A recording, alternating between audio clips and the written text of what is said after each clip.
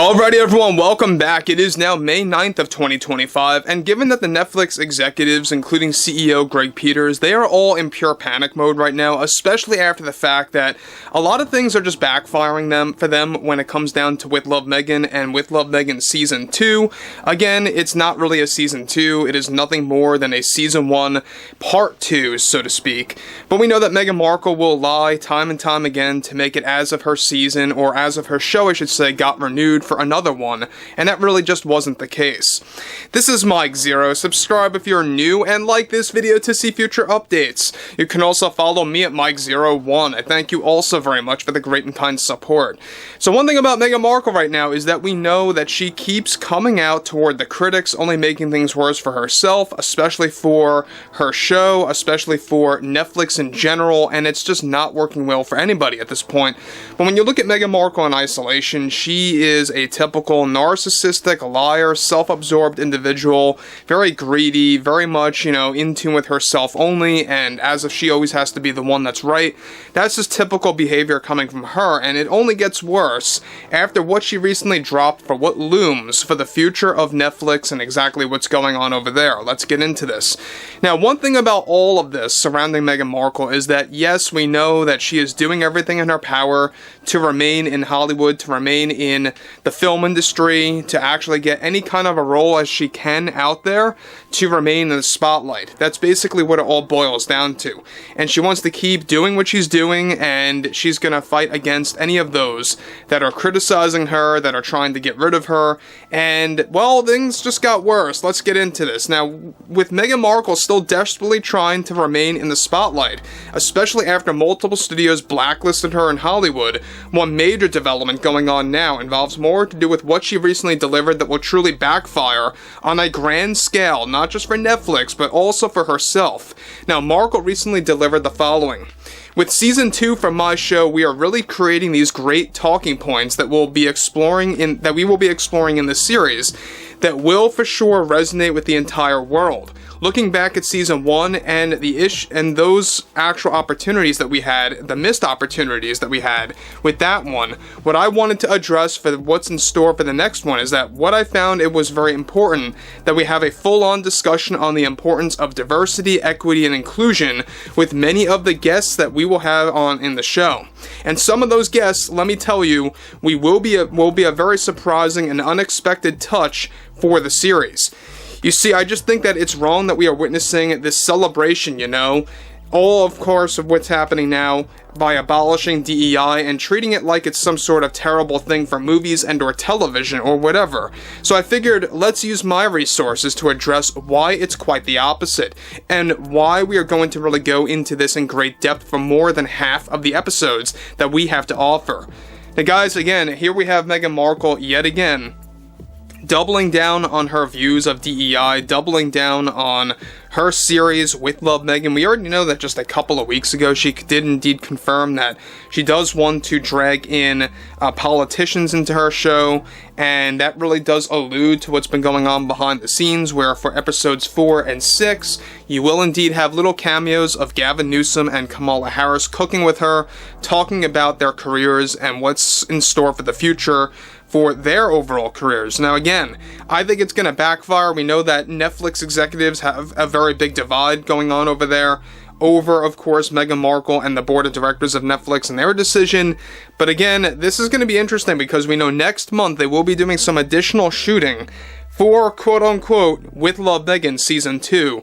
And I think at the end of the day, when you look at this final product, when it's all said and done and put together and ready to be put on Netflix, it's going to backfire even worse than the first season. Alright? So she goes on to continue. It won't just be talking points, but we had to focus on DEI for the guests as well. We will have on the series and what their views are on the terrible acts of abolishing something so important as that.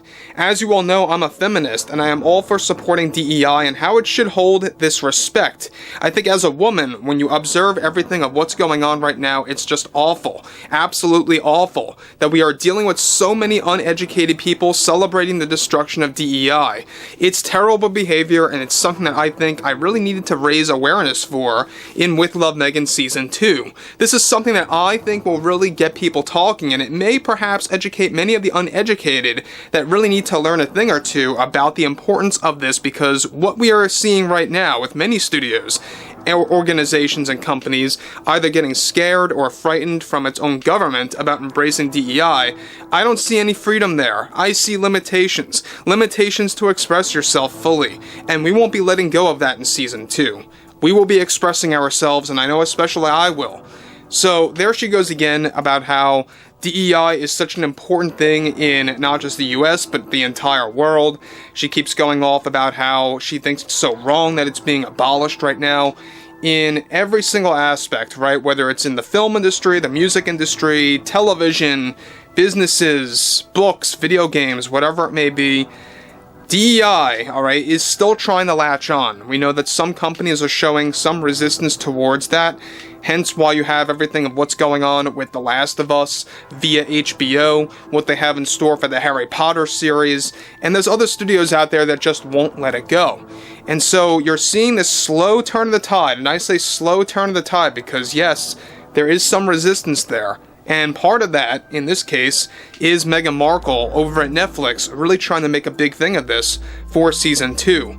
Now, moving onwards, she goes on to conclude, I think everyone will understand my main goal here with the next story for our show, and just how it's going to really teach lessons to uneducated citizens, and many around the globe as well, to really just learn everything about diversity, equity, and inclusion, and of course, I know going into this, I'm expecting to get the same noisy crowd, but that's all it just is. It's just noise. It's nothing to pay attention to. You just have to look at them as the minority in which they are. This is the best way to describe them at this point.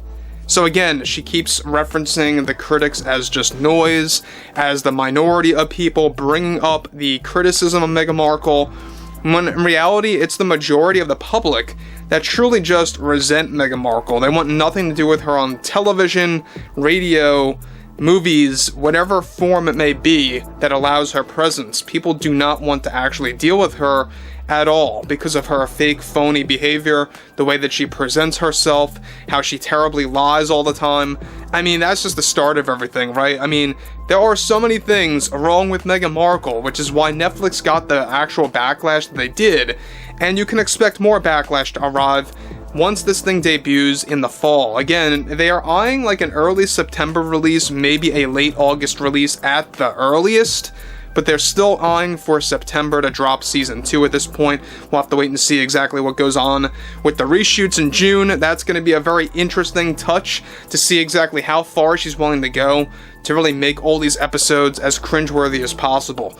So again, it's already approaching the middle of May. We're almost there, and still to this day, Season 1 is still a ratings disaster for Netflix. It never fully recovered at all, not even close, and so you can only expect Season 2 to do far worse than that if you're doubling down on an agenda, focusing on DEI and all of that other nonsense that nobody wants to hear or, you know, quite frankly, see in an actual series or movie, whatever it may be.